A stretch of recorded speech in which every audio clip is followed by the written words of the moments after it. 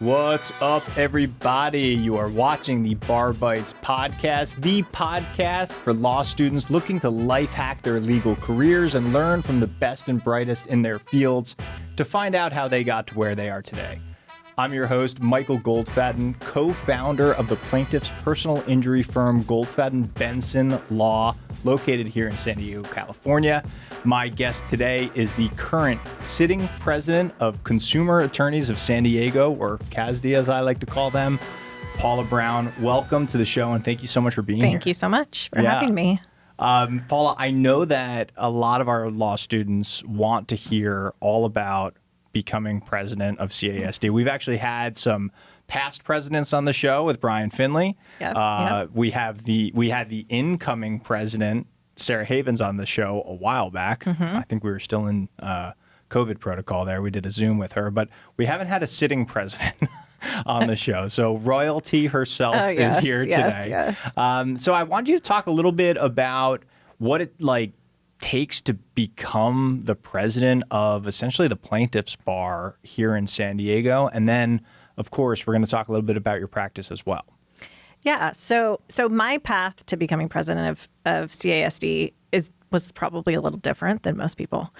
I have been on the board at CASD for quite a while. And the person that was sort of slated to be what we call president-elect, but what would be vice president, had to step down for personal reasons. And so somebody needed to step into that position. And so I actually stepped into that position. Wow. So we have kind of like a executive committee, I think that's what we call it, of other, secretary, treasurer, and then there's the president-elect and president. I essentially bypassed some of the earlier positions because they needed someone to step in. Nice. So it saved me a little bit of time. Yeah. So I became president-elect and then now president. And I think the reason why I came into that position was because it's an election year. We have had some stuff in the past where there's been initiatives, so ballot initiatives that have targeted plaintiffs' attorneys, our fees. Oh, right. And so they wanted somebody who was sort of savvy in the political world and involved in that stuff, which I am. So in addition to being on Consumer Attorneys of San Diego's board, I've been on the board of director for Consumer Attorneys of California, which is the statewide organization for a while, and involved in their political stuff.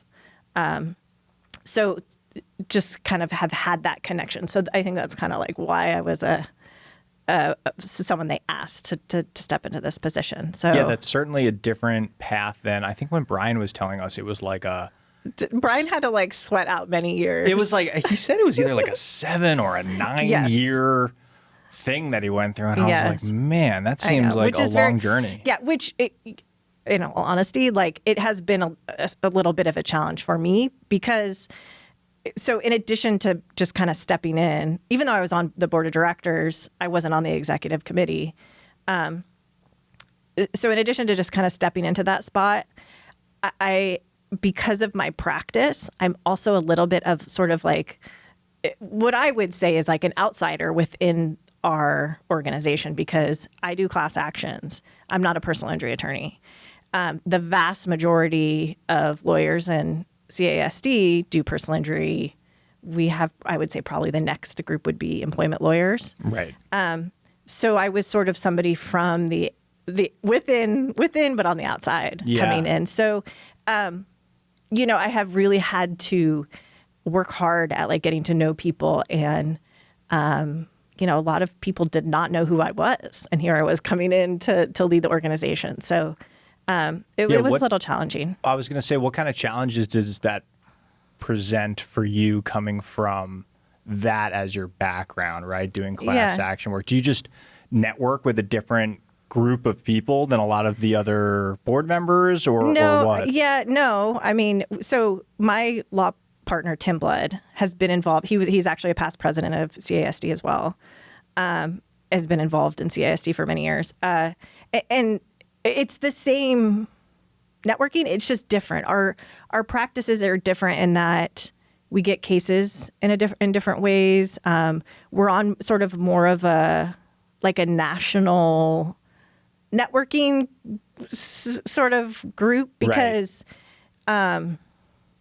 class actions are yeah, usually it's just national, the right? nature of them, right? Yeah. The nature of the cases that which is why I've been involved in CAOC, the statewide organization, for a long time as well, because you just have to kind of expand out with class cases rather than remaining as so local for Right. everything. Yeah.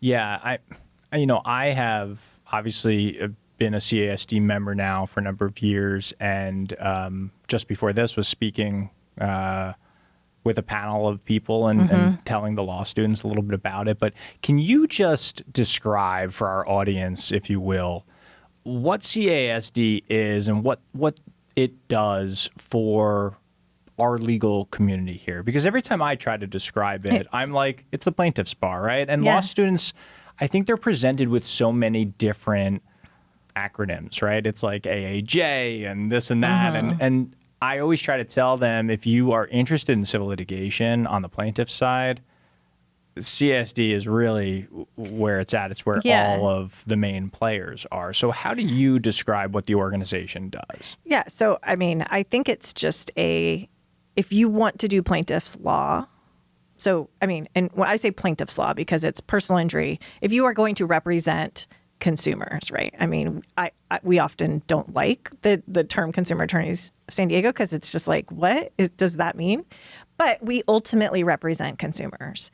If you are going to represent consumers, it is the group of people you want to associate with because they are such a source. So I really look at CASD as your source of other people who have tried a similar case, experts that you need for your cases, just how to litigate your case. We oftentimes get the same cases and we're like, oh yeah, I've done this before. But so many times we're like, I don't even know where to begin, but Mike has done this before and I can call up Mike, or I can post to our listserv. I posted to our listserv today. I'm looking for an expert in a case. I'm basically trying to figure out if this is a case and I need someone to help me do that. And I posted to the listserv and I just checked my email when we were walking in here and someone has already responded with a potential expert that can help me. So it's just it's a critical source of all sorts of things that you need to really effectively represent your clients and litigate your cases.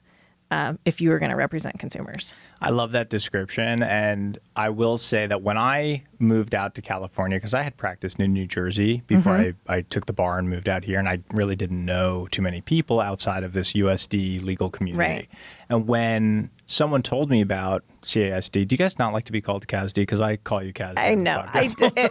It's other people too. Don't worry. You're not the only one. So when I was first presented or introduced to CASD, I felt this sense of reassurance knowing that I was starting my own practice. I really didn't know who the players were here, who the experts were, who specialized in what, and having access to that listserv and this community really gave me a sense of ease in my practice. Yes. And that, I think, is the biggest takeaway that I hope our audience gets from this. It's almost like when you join CASD, you're joining a law firm, and you have autonomy and you're going to be practicing in whatever law firm you're practicing in. But having everyone in this community on the plaintiff side share information and work with each other, it's like when I used to work at a big firm and I would go to the partners and ask them questions, right? That's what it feels like to me. And I imagine it's not dissimilar for you.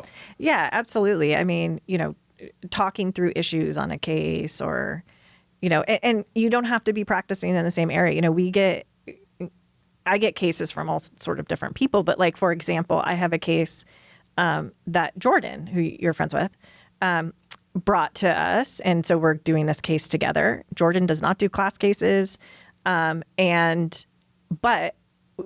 just having another attorney that he does different things than I do, and we can talk, but he has the same sort of focus and motivations at heart, we can talk through the case and try to figure out how to litigate it. that's so helpful, but it's also like a fun part of it, right? You develop those connections, and the attorneys, plaintiffs' attorneys in particular, I think there's so many different personalities there. Yeah. And you have that's a benefit in my eye. There's just so many great people that are smart or just creative. There's a lot of creativity among plaintiffs' lawyers. Definitely. And you need to have that back and forth. You can't just go to your office and figure it out on your own. You have to have the conversation and the back and forth. And yeah, and I see it the most when people start prepping for trial too, Yes. because the creativity really comes out when it comes to how you're going to present your case. Yep. And another great part of the community too is like everyone's feedback and everyone's input, right? At the end of Yes. the day, I always tell people it's super, super important when you try a case to really like own yourself and put it on the way that you feel is best, but going to other experts and having everyone's input is just it's super absolutely. important. Yeah, absolutely. I recently worked on a brain injury case, and so we consulted with Ben Coughlin, who does a lot of this stuff. He was generous enough with his time to come down to our office, listen to our opening statements, Yep. give us input before depositions, give us materials and things like that. Same thing with Robert Hamparian and all Yeah. these guys. And so I'm wondering how that works on the class action side, right? Because from the personal injury side, I see it. And Right. there are people who really have a lot of experience and a lot to give in terms of personal injury cases. So where do you pull from for class action cases? Yeah. So class cases, I would say, typically their life is longer than a personal injury case. And that's just because of the requirements that we have to go through in a case, right? We have to there's usually a motion to, well, so first of all, we're usually in federal court, which has its own thing, it can be much slower. Yeah. But so we're usually dealing with a motion to dismiss. Class certification is our big sort of procedural hurdle that we have to get over. We have to demonstrate to the court that this is a proper case to litigate on a class-wide basis. There's usually summary judgment. And then more often, we are actually going to trial, which never used to happen. Why do you think that is? Because I haven't heard of a class action case going to trial. Right. So I started practicing in 2007, and I have only done class actions my entire career. Wow. And I've done 6 trials, which is way more than most class action attorneys. You hear 6 trials over the course of 15 plus years, and you're like, not that much. For class cases, I thought those just settle every single time. So 3 of those trials have occurred in the last 2.5 years. Wow. What is the reason for the uptick? Well, so I think a couple things probably. I mean, I think there are some defendants who, like we're suing large corporations. So it's not like these defendants are sort of unknown to each other in the world. They're represented by large defense firms. And I think those firms have become more in tune to like, let's try these cases. There's that. I think there's also the dynamic of the court. Like we get crappy rulings often from federal courts, which then leads there to be an opening of let's just try this case. Sure, to see what happens. So I don't know. It's just kind of, and for the most recent trials that we've had, it's really been a combination of, in my opinion, bad advice by their attorneys because we've won a trial, Right. Or defense attorneys who are like, why not? What's the downside of going to trial at this point?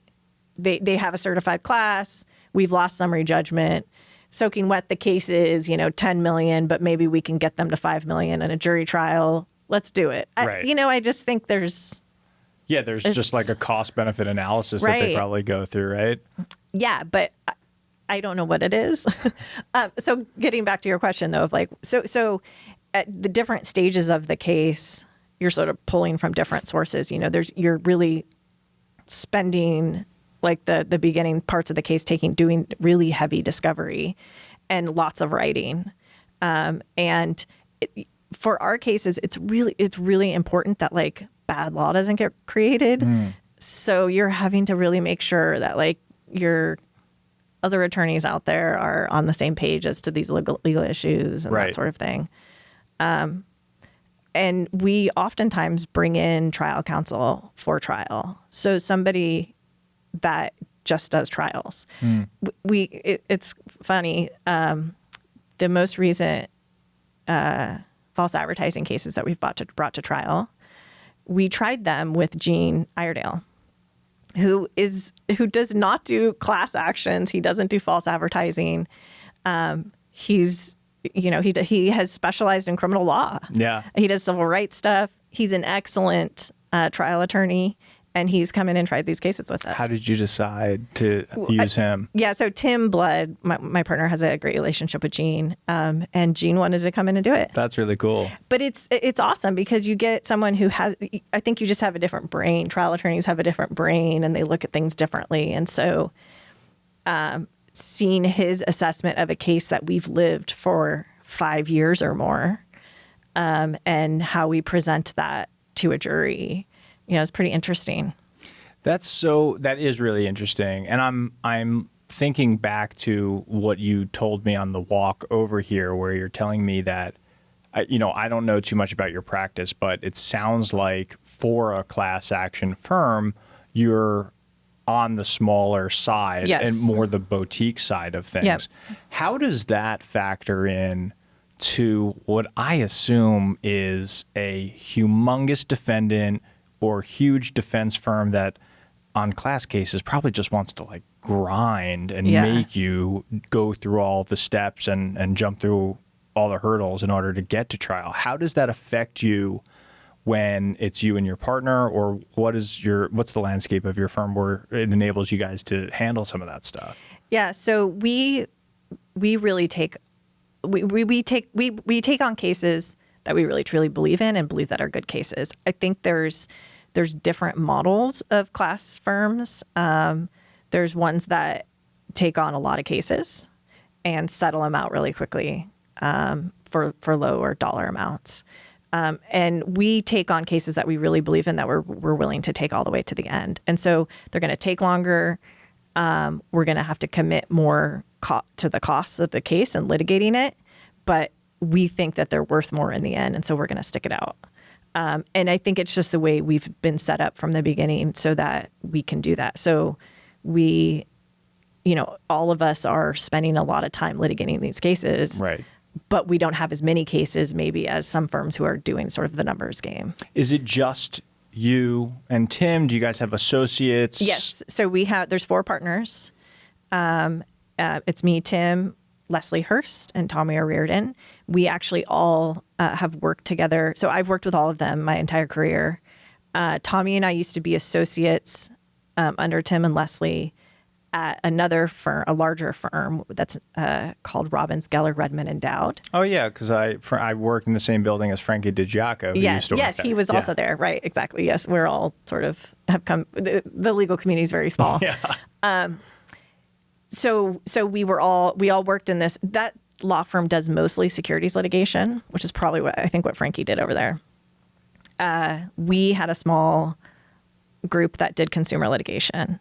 And so we all work together there. So it's us 4. And right now we only have 2 associates. But sometimes we have 3, sometimes we have 4.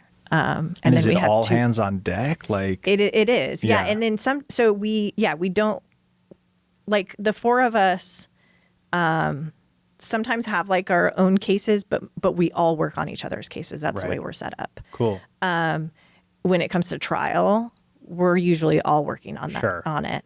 And then we only have two staff. We have a paralegal and a legal secretary. So we run pretty lean and we're small, but and we co-counsel with a lot of people. So on larger cases, you'll have sometimes like several firms on these large class cases. Right.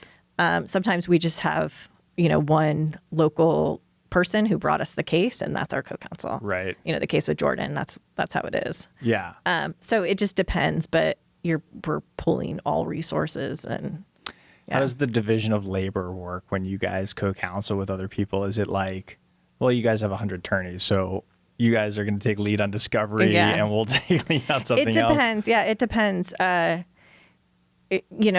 like the really big cases, there'll be sometimes in large class cases, I mean, there can be 10 law firms involved.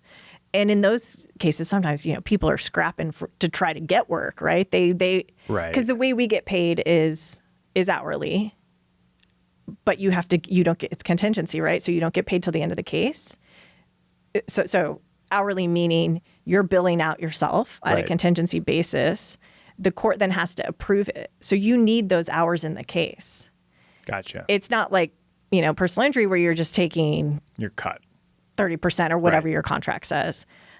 You have to actually show that you've worked the case, you've worked the hours, and then sometimes you get a bump up from that, but the court has to approve that. So we have to actually bill in cases. Understood. So you do bill hourly that is contingent upon winning the case, but it's not something where you get a slice of the pie necessarily as a contingency, or do some firms work that way? So it depends on it all is court approved. So it doesn't matter what your agreement is with your client.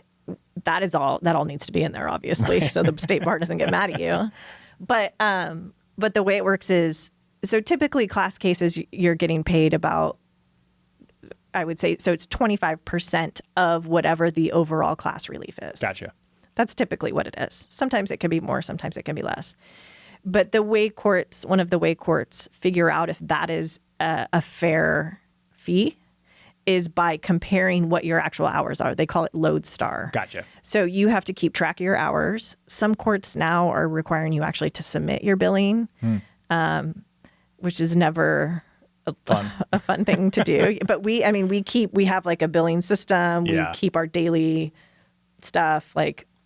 You have to maintain all of that. And so when you're on a case with a bunch of firms, you want to get the hours in, but also you can't take on everything. And so you're trying to, there's usually a structure to the cases, and who's in charge and who's doling out work, and it's sort of a funny experience. Yeah, I've spent a lot of time and done some work with the guys over at Fox Law, who I know take on some class cases, and it seems from what I've been able to gather, I don't do too much of this work myself, but it seems from what I've been able to gather that there's some copycatting in the field where it's if you're first to file, then you start seeing these other firms pop up and file the same sort of claims. What can you explain a little bit about that? What's happening, and does that happen in your experience? Yeah, it absolutely happens.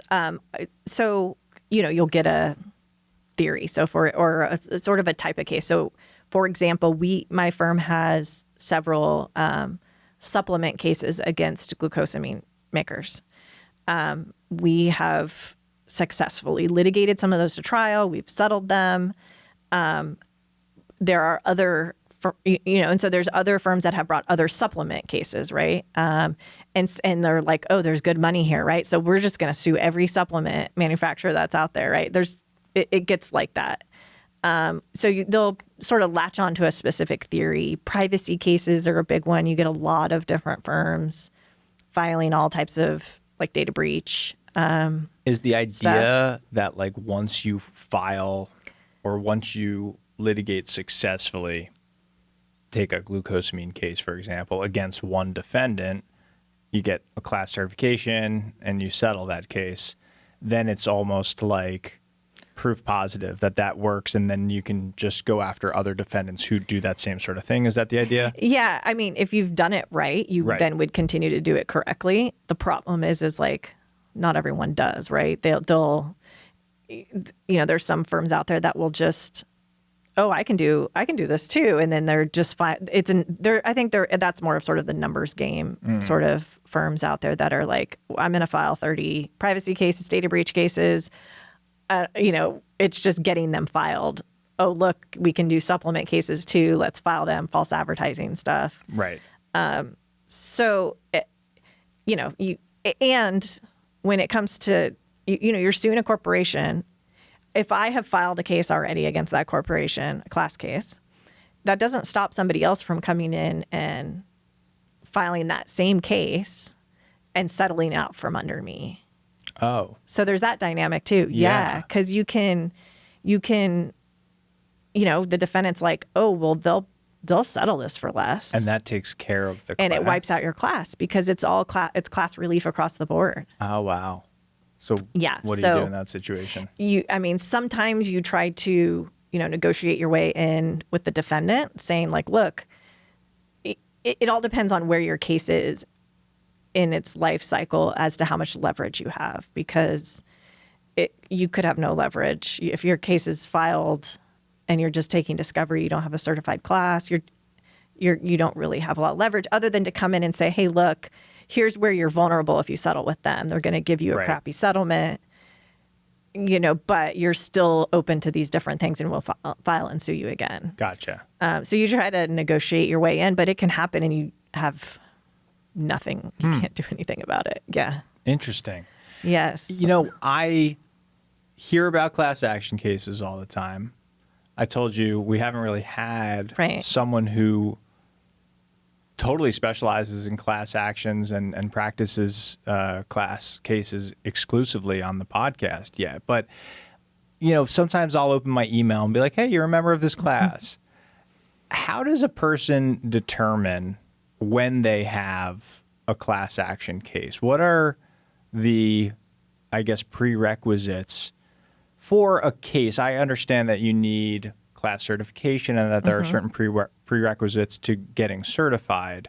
But what are the prerequisites to knowing whether or not you have a case, and how can someone look out for a class case? So, in its simplest way, a class case is where your plaintiff has been injured in the same way as the class, so other consumers, such that you can litigate your plaintiff's case and it would be as if you were litigating everyone else's case. Right. So, if you think about an individual employment case, there's lots of times where an employee will go to an attorney and say, hey, I was wrongfully terminated because X, Y, and Z happened to me. And that attorney starts to look at the case and is like, yes, these things have happened to you. It's wrongful termination. But it also looks like this company has some policies that they applied to you, but they've also been applying to a bunch of people. Right. And now it's all of a sudden a class case. Another example is we had a dive computer case. So it was against... A what computer? Dive computer. So like scuba diving. Oh. Yeah, I never wanted to scuba dive before that case. Definitely not scuba diving now. Oh gosh, don't tell me that. I love scuba diving. Well, you're most likely aware of the risks. So this, and I probably go once every 3 years. Yeah. So this was the company was Suunto Dive Computer. Suunto, they're actually a Finnish company. Which was very fun. I got to go to Helsinki and take depositions. What I was just going to say, what a fun case this seems like. Where you're like, yeah, I got to test this product out a little bit. I need to go to Helsinki. Yeah, right. Yeah, I probably would have never ended up in Helsinki before, but I deposed people there. Cool. Yeah. So the way the case came about as a class case was the attorneys that brought it to us were personal injury attorneys in Washington. They had a wrongful death case of a woman who died scuba diving in Hawaii. They determined that her dive computer malfunctioned. And in the course of taking discovery in that case, saw that this same malfunction was actually a defect in the dive computer. Oh, interesting. And the company that had known about it. And so they brought the case to us as a class case. And so we're litigating, the consumer aspect of it. So you bought a product that you thought was safe and wasn't safe. It doesn't matter that you haven't experienced that, like a personal injury or wrongful death. It's your economic injury.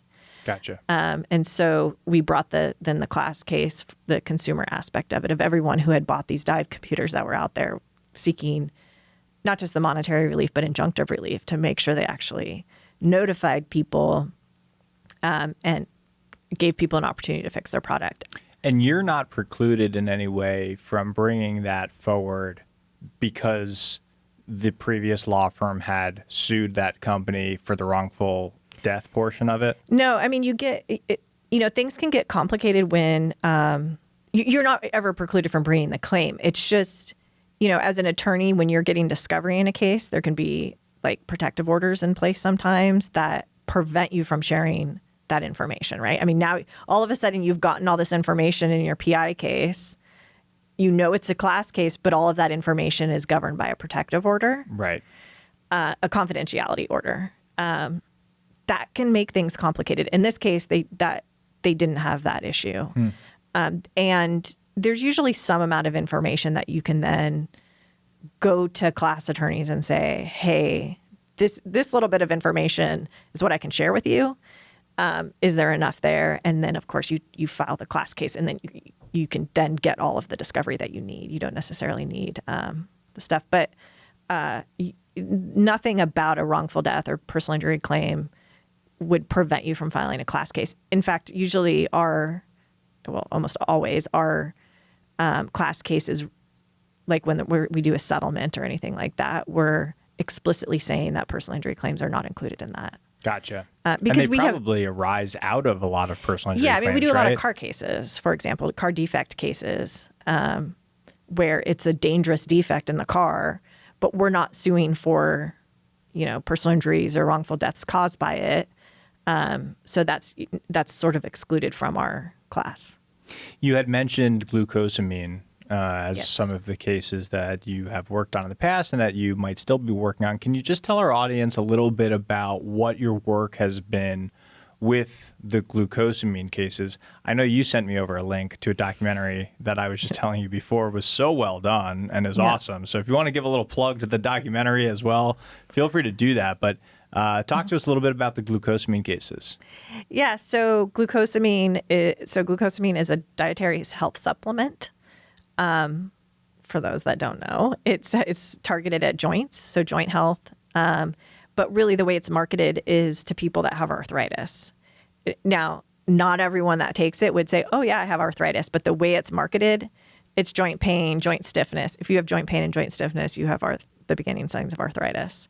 And so glucosamine has been marketed to those people. Dietary health supplements are essentially not regulated. The FDA covers them, but with prescription drugs, manufacturers have to get pre-approval to sell them, meaning they have to go through various studies and scientific research and get the FDA looks at that and actually approves their marketing claims and what they're saying about the product before prescription drugs go out there. And there's a whole world of problems there as well, but has some regulation. Dietary supplements have no regulation. All the FDA requires is that you,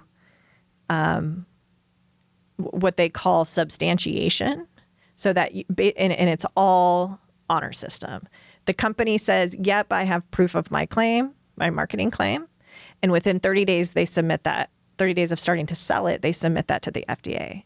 The FDA does not review all of this stuff, nor does it have the capacity to do so. Wow. And it's just if the FDA somehow gets a complaint or something, they might review the stuff, but there's no approval of, yes, your claims are good, go ahead and sell this. Really, they have the capacity to look at safety issues. So sometimes you'll see, adulterated products being sold on Amazon from China that have really harmful stuff in them. That's what they have the time to go after. There's so much false advertising, they can't deal with it. So with glucosamine products, the science is really very good that they don't do anything. Glucosamine doesn't do anything. And so many of our viewers are going to disappointed. I know they're going to be. I've spoken to some of these people. And that's the thing with dietary supplements is so much of it is built on this belief system of it works for me. But there's a real strong placebo effect. And there's lots of science behind it, but there's a real strong placebo effect with dietary supplements. And that's part of the marketing world of it. So is it a false advertising claim at its core? Because normally those bottles say not FDA approved if they're not approved by the FDA. But then they'll still make claims saying, hey, this will help your arthritis or whatever. So is that the heart of your claim? It's a false advertising claim? It's a false advertising claim. You can't, under California law, you can't disclaim a false fraud. So for example, you can't say purified water and on the back have a little asterisk that says, just kidding, this is purified water. Acid. See, that's crazy, because you ever look at orange juice that says not from concentrate, and then at the bottom it'll say from concentrate? It's very confusing. Have you ever seen that? Yes. That's what that reminds me of. Sorry. Yeah. So, you have to be truthful, and you can't be deceptive. And so it is a false advertising claim. And it's all, advertising is sort of everything that goes into it. I mean, this bottle of water is a bad example, but if you think about really good advertising that does a good job communicating its message, there's usually like colors, specific words, images involved in a product label. And so the false advertisement is all of that. It's all of the label put together. It's not just specific parts of it. You can have like literally true statements on a product label, that when viewed together are false and deceptive. That's how we work as consumers. I mean, you think about I am a total consumer of all this stuff, and natural is such it's a marketing term. Right. It means nothing really. But consumers see it, they have immediate association to it. Green leaves on product packaging, all kinds of things that goes into that communication of what the product does. And, my wife is extremely into nutrition, and she follows a lot of these people on social media that talk about how some of the products here in the United States contain ingredients that are very, very different than the same product in a different country. Fruit Loops, for example, is the latest Instagram post I just saw her talking about how they use different colored dyes that are known to be very harmful for people in the United States versus other countries. Does that fall under the umbrella of what you do at all, or is it different because I guess the FDA has maybe approved some of those products here, and is that like an out for some of these companies? No, sometimes so we do have cases sometimes that sort of stuff is involved. So like the FDA or USDA will, has regulations and tells you like what the product has to contain in order to be called milk, for example. Like there's regulations on that. Right. So we can bring cases that say, this is false advertising, but it's false advertising in part because they're not complying. They're not complying with the regulations. They're going outside. The regulations say you have to do this, and they're not doing that. Right. But our food system is crazy here in the United States.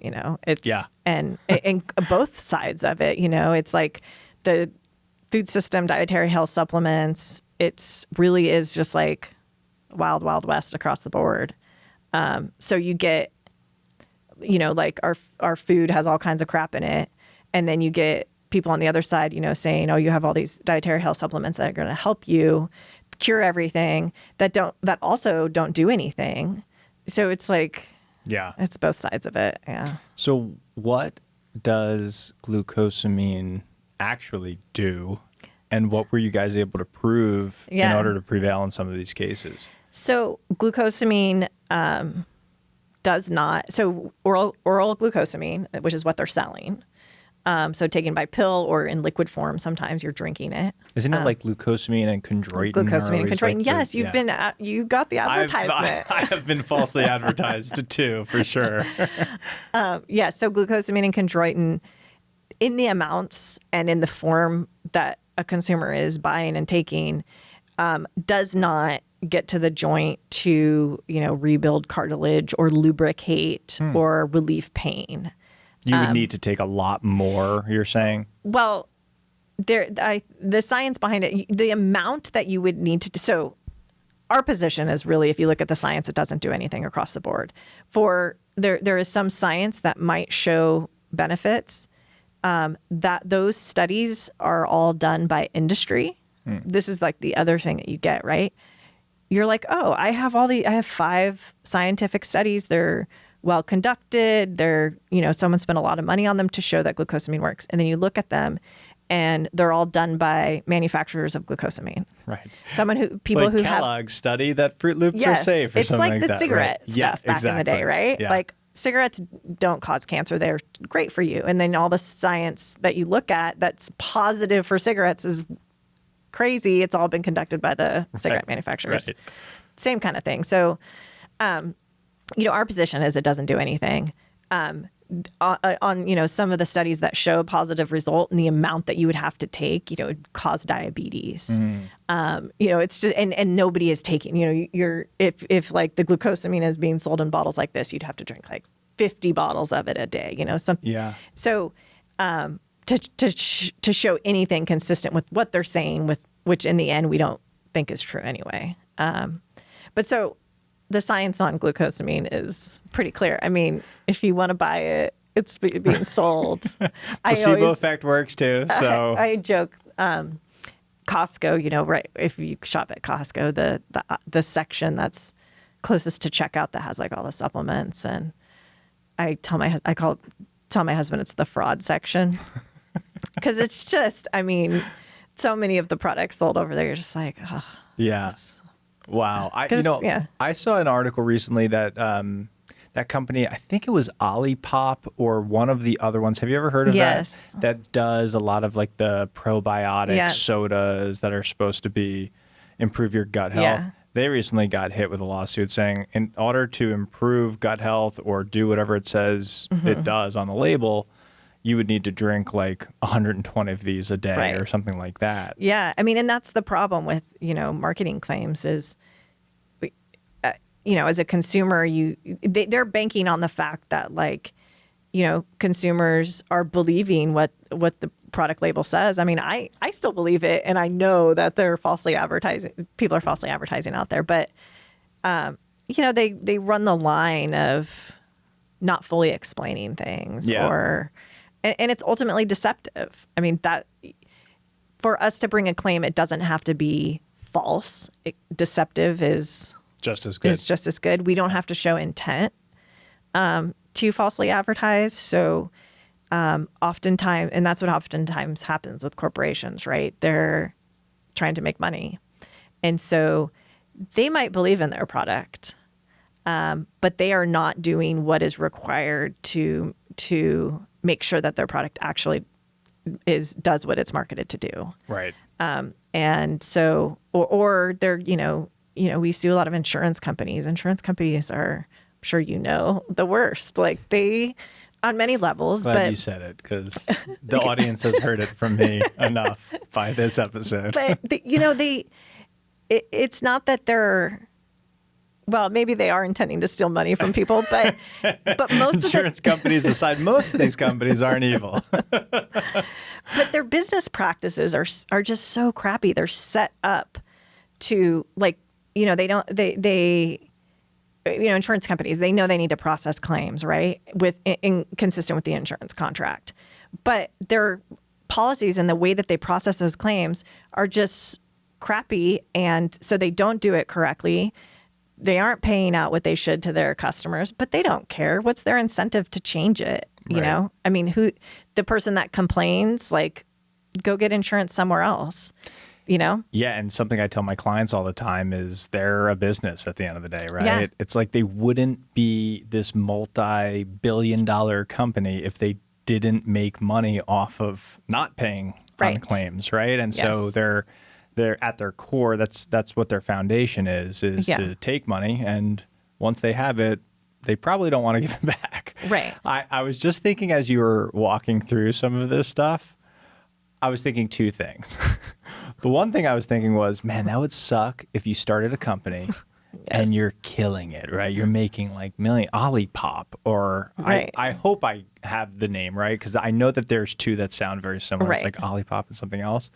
But the owner of that company for probably 10 years is like, man, we're crushing it right now. And then all of a sudden they get hit with like a glass case, Right, and it's like, right. ooh, now we have to give all that money back. The other thing I'm thinking is, what a cool field to be in, and to change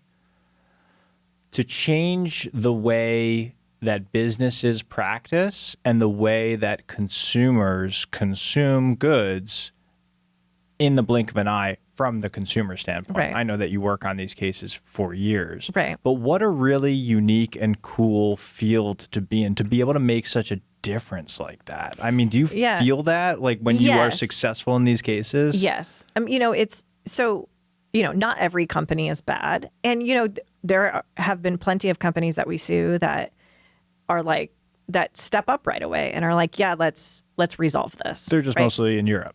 Yes. I first have to go to Helsinki, say, wait, hold on, let's not resolve this yet. They're totally responsible in other countries. It's the American companies. Yeah. I mean, they, that say, look, let's make this right. Let's figure out how to do this right so we can continue to sell our product. Right. And consumers that enjoy buying our product can, but that we can do it right and not falsely advertise or not be deceptive to people. There's plenty of times that happens, but it does feel good to like be able to make sure, protect consumers. Like first and foremost, it just bothers me when, people are defrauded. Like you're spending your money hoping that something's going to work, or you're spending your money feeding your kids or whatever it is. I mean, people don't have a lot of money out there and they're choosing to buy certain products most of the time based on advertising or promises made. And when those promises aren't true or deceptive, there's something wrong with that. The other part of it is like, in general, corporations have way more money than we even understand they have. Yeah.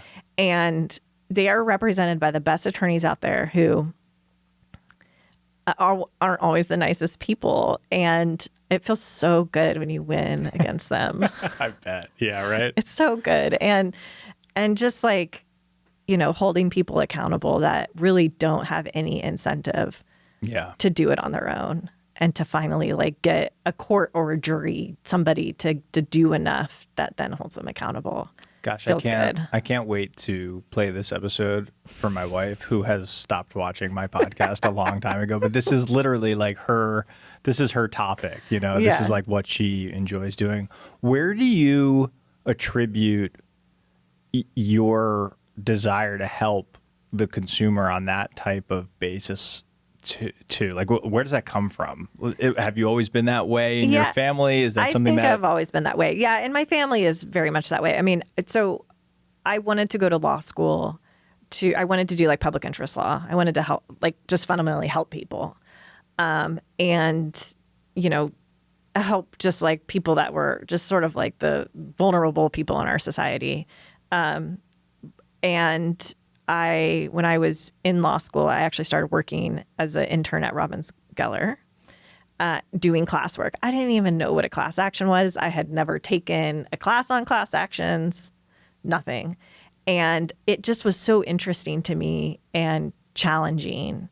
And so it was kind of like the best of both worlds of like helping people and helping consumers, but also being really challenging. And you have to, and sort of the hard work that goes into that. And so that's how I ended up in it. I think like what keeps, because I mean, this might shock you, but I don't always love my job. I think like most people, like it's hard. It's a hard work. It's a lot of work. You're spending more time doing work than you are with your family oftentimes. And so you have to really enjoy at least some of it to do it, because it's not always easy. And like, going up against defendants and like getting into discovery battles, like makes me want to quit my job. I know. And But it's like you got to like do that part to then get to when you win, you're like, okay, I can do this again. it feels so good when you get through discovery, right? And you're like, it's something that really was just not as part of the practice when I practiced in New Jersey as it is out here. And I just had that panel for CASD earlier, and I was talking to 2 criminal attorneys who were just like, discovery is really different on the criminal side of things. I see on the civil side, they're trying to take steps to make the discovery process easier and make it more similar to like what takes place on the federal side of things with these initial disclosures. Yeah.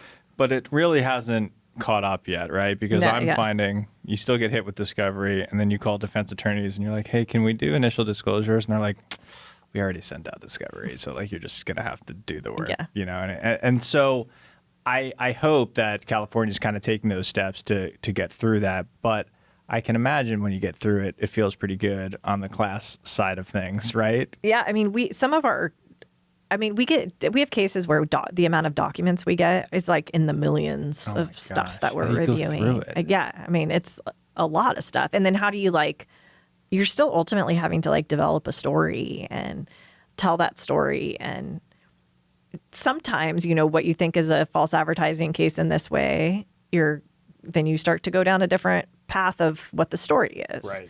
Because, I mean, telling a jury about a false advertising case is not always that cool. So you have to come up with something, and your documents have to tell that. So it's really, I mean, the RICO case that we tried last year in the Southern District here in San Diego. So it's a student loan case having to do with ITT Tech students.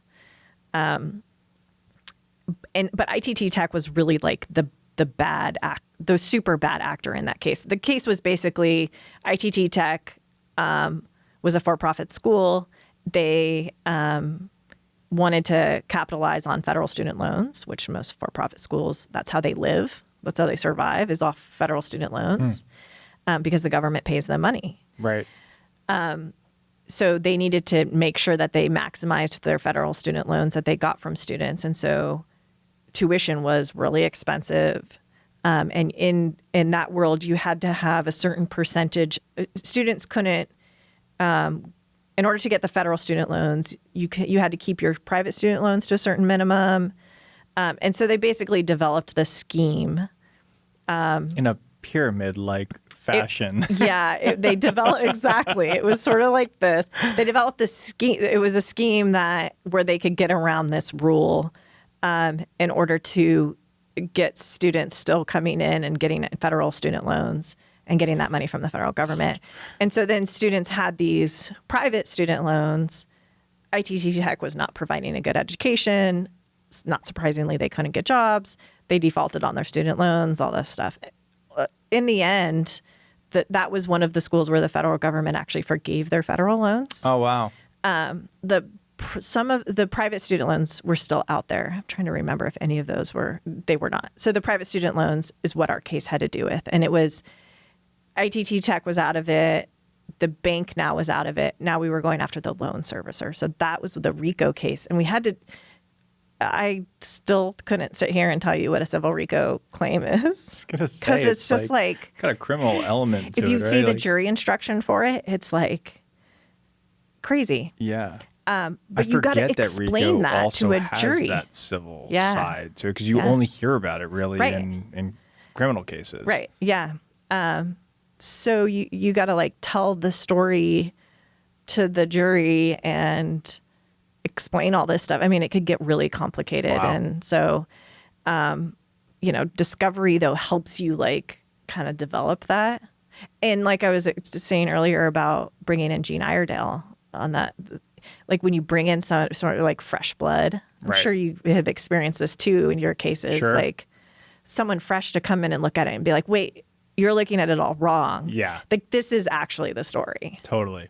That happens frequently for us. Yeah, it's why we like to focus group our cases, do mock trials if we can, because you're so in the weeds half the time. Yes. That people are like, this case is pretty simple if you just take a step back. Yes. Right. Yeah. And so I can imagine that on the class action side of things just being even that much more complicated. Yeah. You mentioned having millions of pages of discovery sometimes that are sent to you or that you have to go through. Has AI changed the landscape of your practice at all yet? And if not, do you see it kind of coming down the pipeline in order to help you guys out? Yeah, definitely. I mean, so there's been really like AI for a while in the discovery tools that we use. So we use like, discovery platforms where the documents get loaded onto, and then what do you like to use? Like, so we what are use some of the something called platforms? Relativity. Okay. There's a bunch out there, but we use Relativity. And How does it work? So it's all your documents are loaded onto that. You can run searches them in there. You can code them. It's called coding, where you're like tagging the documents into certain categories. And So it's like a PDF reader or something that you have to scan everything into first? yes, yeah. So we use a vendor. We use an outside vendor. Virtually every production we have, except for like smaller cases, we'll still get like electronic PDF productions, which just drives me crazy. But almost everything now that we get comes in like specified file types. So it's like it's an electronic format. I mean, we come up with like electronic discovery protocols before production because they're such massive productions. Right. They're produced in a specific file type that then goes to our vendor. They load them onto our system, web-based system.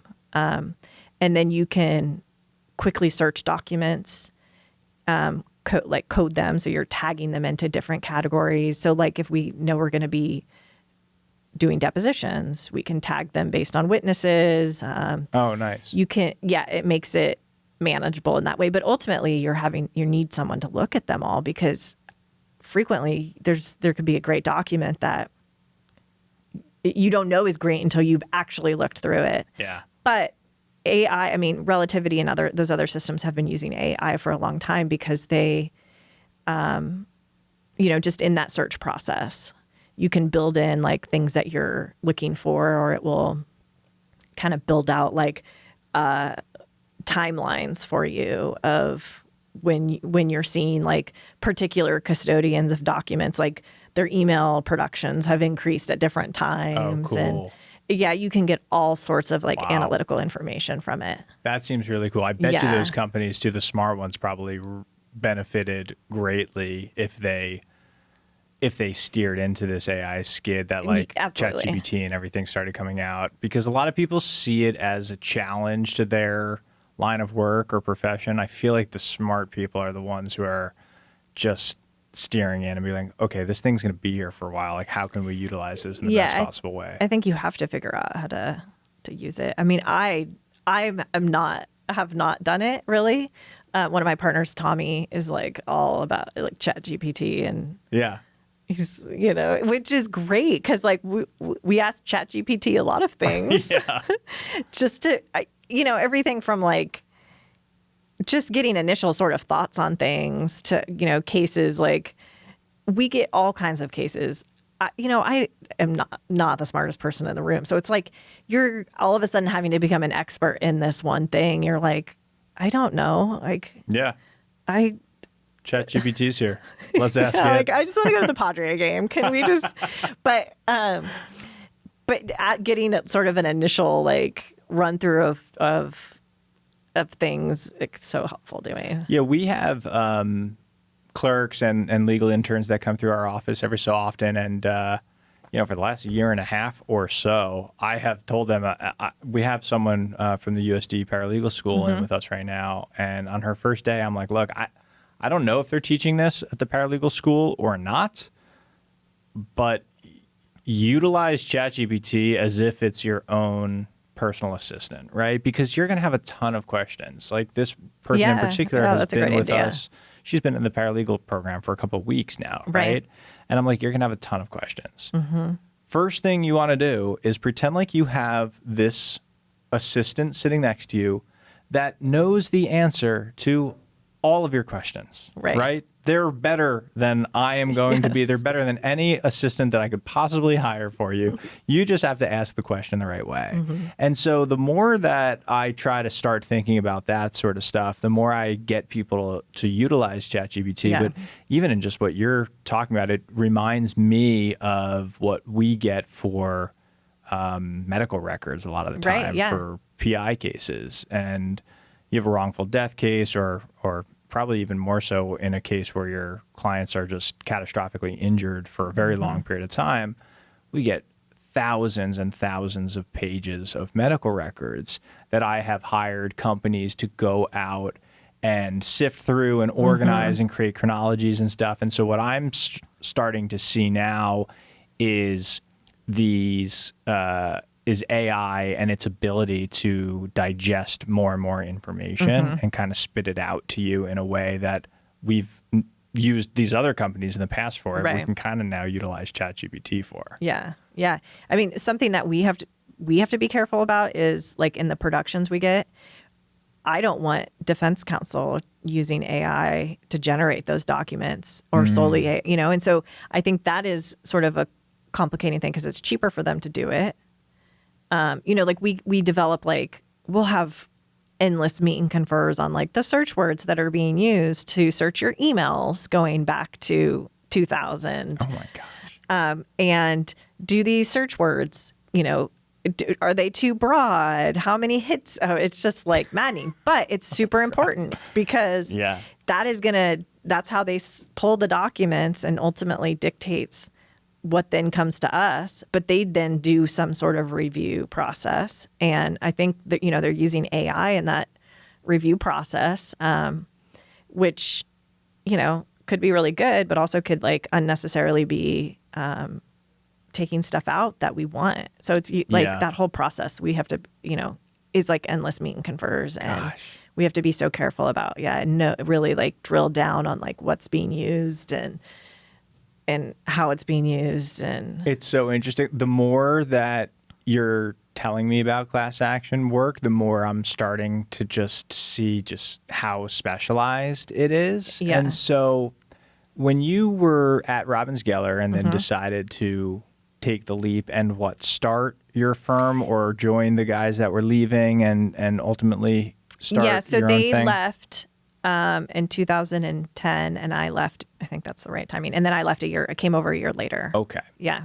And so when you were doing the work at Robbins Geller, or when you started working for your now firm that you are a partner at, did you need to be certified as a class action attorney in any sort of way before you can start handling these cases? Or like if I'm, a 3L law student, I've just taken the bar exam, I decide I want to open up my own class action practice. Can I open my own practice tomorrow and go for it? Yes, you can. I mean, there's no like certification thing. There's no formal thing. I will say like that is why, unfortunately, class action lawyers have get a bad name. Because it's too many always people like, just don't know what they're doing. Yeah. So it's always, the few that dictate for the many. I mean, it happens with personal injury lawyers, right? I mean, everyone thinks you're an ambulance chaser. Not everyone, but, people think you're an ambulance chaser. Sure. You're whatever. You have bad practices because they saw two people that do that. There are really bad class settlements out there. I have a check in my office that I was a class member of for 18 cents. They actually sent me a check in the mail for 18 cents. We obviously were not lawyers on that case. I was just a class member, but there's just really bad stuff out there. And it's because you have people that don't know what they're doing. And people who maybe know what they're doing, but are just, like I was talking about earlier, are just trying to settle quickly. And for the cheapest dollar. Yeah. And it's unfortunate. I mean, anyone can do it. But they also can be really expensive to litigate if you're going to litigate them, which is, again, creates incentive to settle early, right? So, if you do have a good class case you want to bring, you can just call me and we'll This was going to be my next question, because it's like on the personal injury side of things, people find out that I'm an attorney and they'll I imagine it's like being at a party and someone hearing you're a doctor and they're like, hey, I got this mole. Can you just like check this out? And you're like, dude, I do brain surgery. Like, what are you talking about? Right. And you have like no idea. So on the personal injury side of things, it's pretty much like, okay, were you involved in an accident or not? And a lot of times you just know if you have a personal injury case. Right. I can imagine as a class action attorney, you get pitched a lot on different cases. Is that true? Yeah. I mean, we get calls all the time. I mean, other I've got lawyers, like 6 that I can go through right now. Yes. Yeah. I mean, and I love it. You know, we get a lot of our cases come through other attorneys who, you know, have an individual case and then they're like, hey, I think this is a class case. Or sometimes it's people who are like, I just saw this thing. This seems like a class issue to me. So we get calls all the time. And, you know, sometimes they're actually good cases. But most of the time it's like, all right, let's talk through it. You know, I can usually flag the things that I'm curious about, or maybe it's dead on arrival from the beginning. But sometimes, you know, can you send me over that contract, or can I look at what it actually says? Right. And then, you know, figure out from there. But yeah, we get a lot of our cases from other lawyers. And, you know, consumers call us, or they find our firm because we did some other case that's similar, or we sued that defendant before, and our name will come up. You mentioned what do you call it? Like data breach, privacy cases, that sort of thing. Is that like one of the newer flavors of the week right now, with just how often you hear about it? I mean, from the outside looking in, I hear about that stuff all the time. Is that something that is a newer thing, and is it of interest to you, or is there a particular type of class case that you're like, okay, this would be really exciting to work on right now? Yeah, we do. Data breaches, privacy cases are sort of a newer thing. I mean, data breaches have been around for a long time. What has changed is the laws have gotten better for consumers in order to bring claims. So California has something called the CCPA, which creates basically like a statutory damages. I should know this. I think it's like $1,000, something like that per violation. Or oh wow! So it's very per significant. Yeah. Wow. So it's a lot, and there's certain requirements that you have to meet. And of course, when you get a good statute like that, it also breeds a lot of people who are like, oh, I can file any of these cases. So there's definitely firms that like do tons of data privacy, data breaches, and we do some of them. But they can become, because you get a lot of people filing, now you're having to deal with like all these firms involved. Right. And what courts end up doing is they create like leadership structures, and it's like this own fight within that of which firms are going to be leading the case, because that's really the only way that you get work and then you can get paid in the end. Right. So it becomes this whole like business aspect of it. So we try to kind of stay out of that stuff. We are involved in some of it, some of those cases, but I mean, we have had a lot of fun doing like supplement cases. I personally like some of the car cases and insurance cases I really like, just because I don't like the insurance companies. But you know, all of it is really interesting. We do so many different things. You know, we've had like a prison, the equivalent to like an ADA case at a local prison facility. Yeah. And you know, have had other people reach out to us about similar, you know, once we did that, then people have reached out to us like, oh, this might be something at this prison. So we just kind of do all sorts of things, which is what I enjoy most about it. Yeah, you get to switch it up, right? Yeah, because it's not just like the same thing every time. You really are having to be creative in how you think about the case. And especially when a case is going to take 5 years plus, right? Because on the PI side of things, I'm thinking, hey, we've been involved in this case forever, and it's been 2 or 3 years, right? If you're going to go to trial, sometimes maybe a little bit longer, but for the most part, that's probably fast in your world if you're getting the case resolved. Yeah, I mean, we have one case that I think it was originally filed in 2013. So it's been 11 years of litigating. Yeah.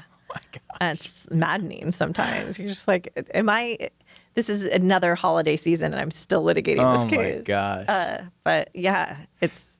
Paula, you've mentioned California law a few times, and I'm wondering on the class cases on a national level, how does that factor into a case? So if you're going to be suing a company, but applying, California law that has a violation of this so-and-so statute, I mean, how does that work on the class scale? Yeah. So you're most of the time filing under like common law statutes or individual statutes. For example, California has a false advertising law. There is also something called the unfair competition law, the UCL, which is sort of like a catch-all of deceptive business practices. So you can file all sorts of things under that. Every state has a similar statute. What state statute you're using depends on where your named plaintiff is and where the defendant is. And so there's this statute it's a federal statute called CAFA, the Class Action Fairness Act. Mm-hmm. It was created because corporations felt like plaintiffs were filing in state court and state courts were too favorable to consumers.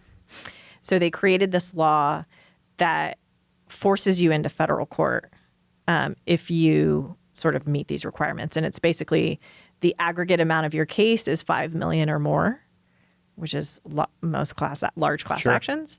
And you have diversity between the defendant and any member of the class. There are some exceptions that you can fall into.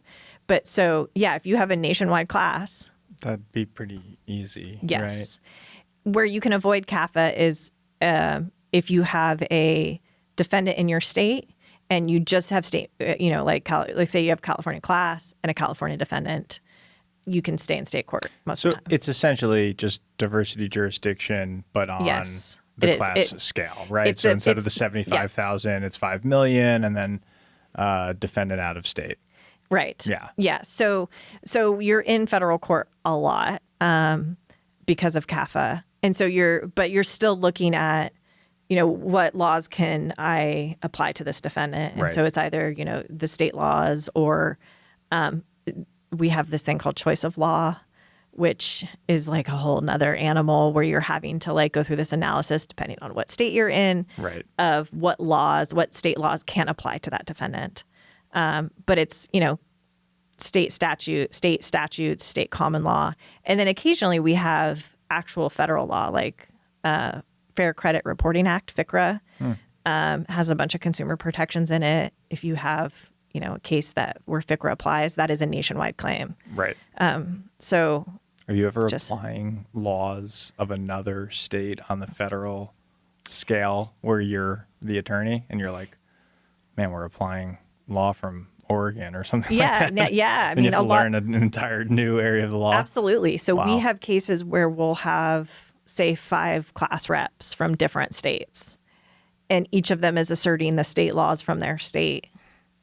Yeah. And so you have sort of like either a multi-state class or a subclass, each state's represented by a different plaintiff. Yeah. Oh, yeah. And I'm like, what's Oregon doing these days on privacy? You're just, you're having to figure all that out. Yeah. That's wild. Because that takes like legal research to a whole new scale, right? Because you're learning.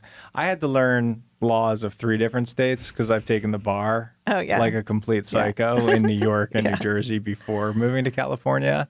But I think at least now in my practice, I'm primarily You've purged all of that. Yeah, I'm just exactly. I've got no room in my brain for that other stuff anymore. But that's wild. You're looking at different state laws all the time. It can be really complicated. And you're also then trying to figure out like, all right, what's the, strategically, like what are the states we should pursue?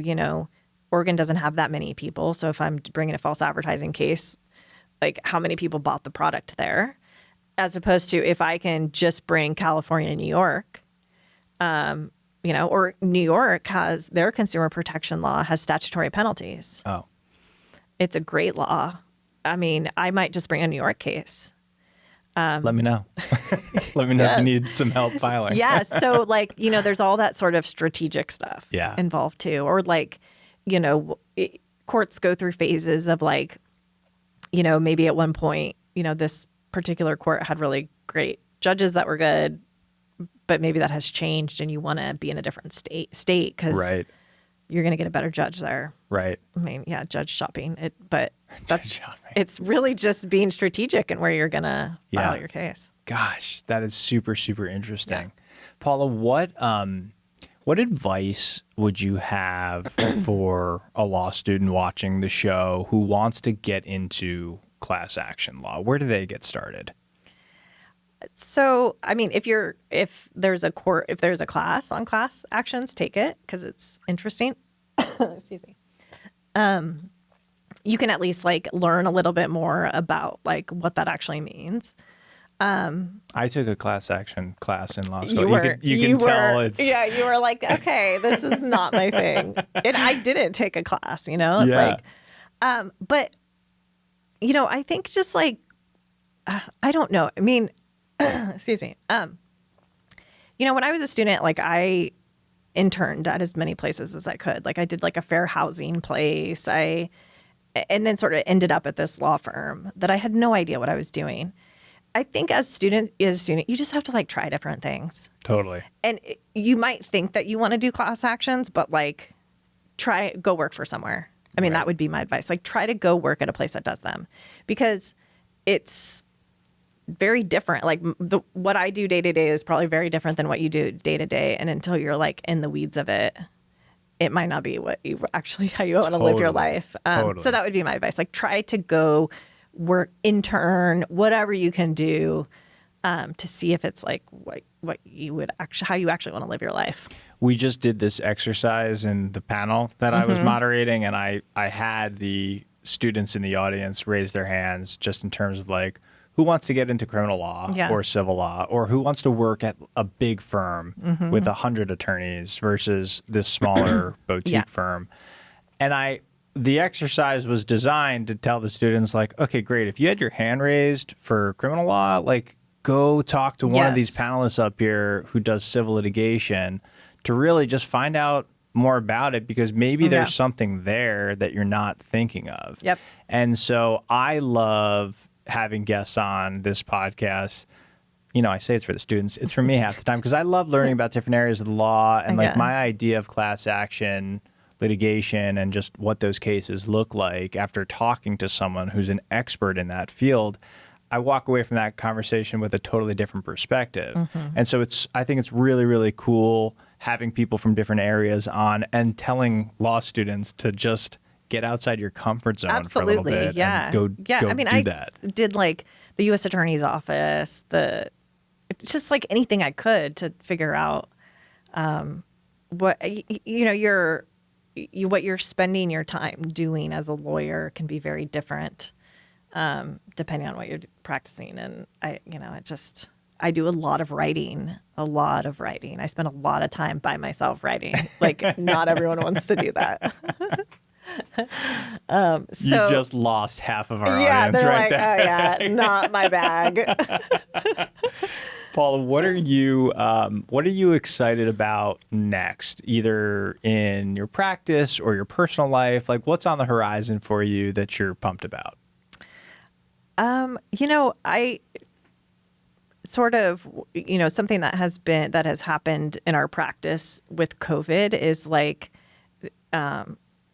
actually spending more time with our families and having more balanced lives, or trying to. And I think so for me, spending time with my family, is just a huge thing. And it excites me that like our firm lives are more accommodating to that now.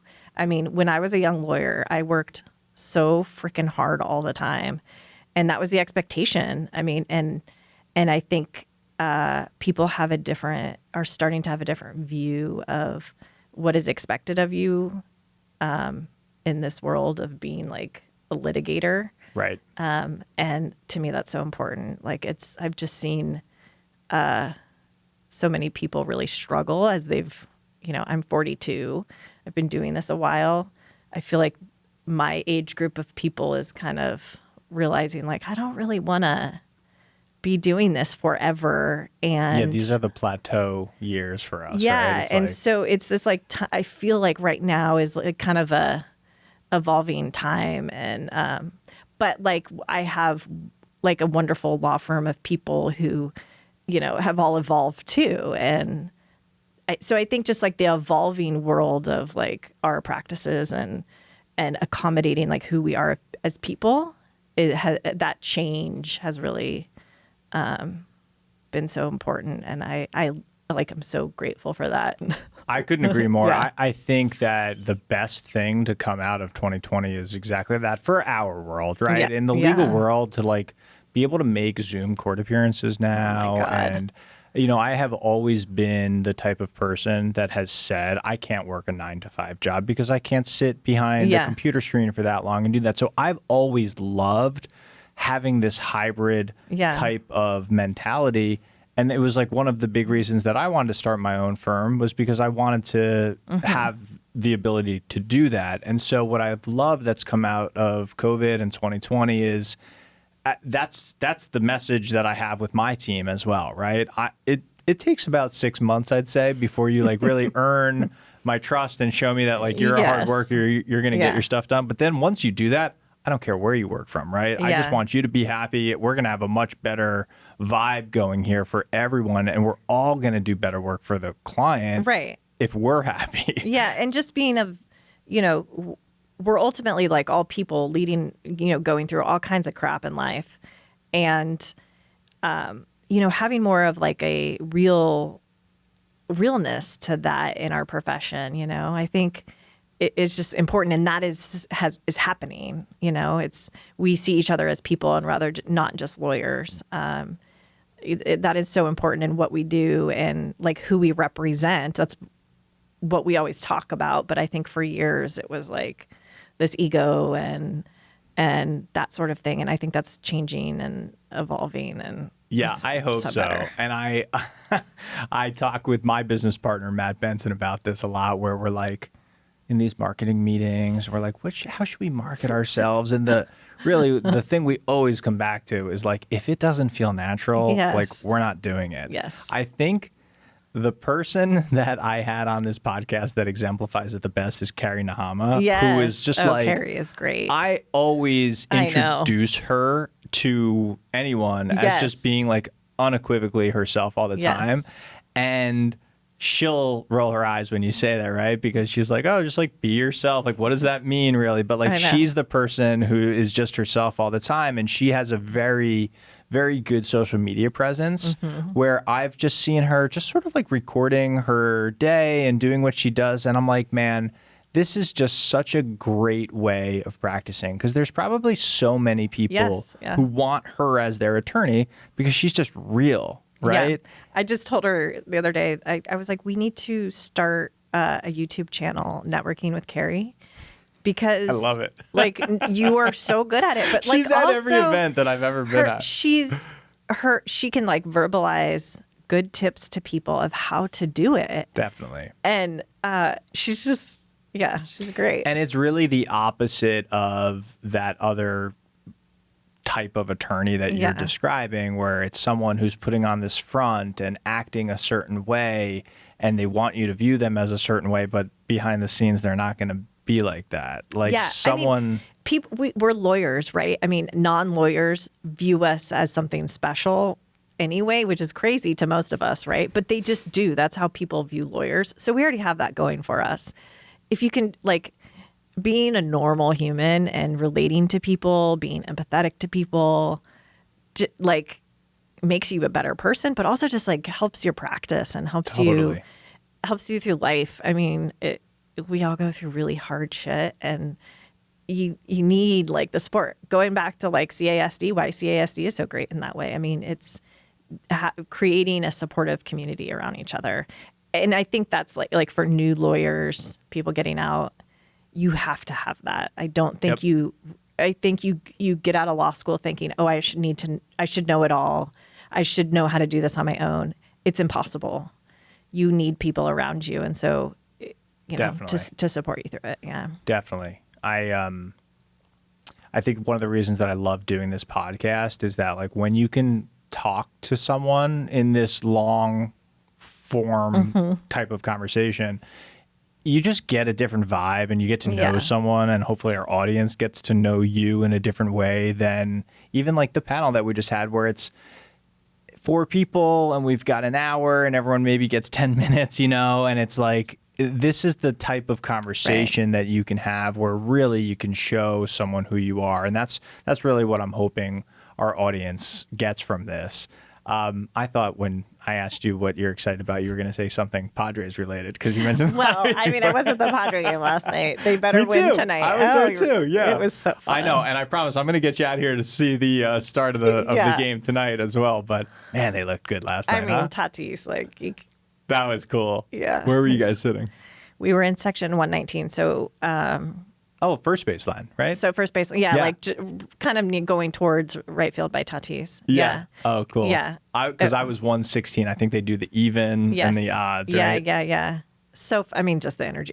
Playoff games, though, are so cool. It's madness because everybody's just watching every pitch. It's not like a typical baseball game where they're like, walking around, mingling, like everyone is in it with their for sure yellow towel. Like. I've been to a bunch of games this year. Last night was the first game that I went to that I was like watching the game. You know what I mean? I was like watching every pitch. Everyone's standing whenever there's 2 strikes.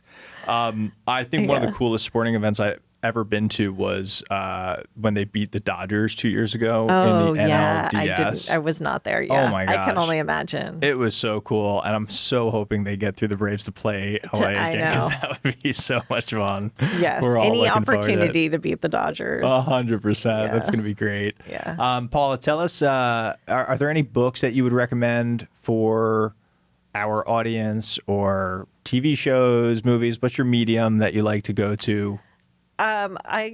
Law or just non-law okay, let's related? see here. I don't have any books to recommend. There's so many books out there, but like I don't have anything. Are you a podcast listener or an audiobook person or anything like that? I like watching movies. Yeah. I think everybody needs to watch. Just personally, I think everybody needs to watch A Fish Called Wanda. Oh, cool. It's a really old movie. Yeah, I've never seen it. And it's hilarious. And it's just everyone needs to watch it. That's great. That's it. I Go love watch that. it. I think the visual medium is more my go-to medium.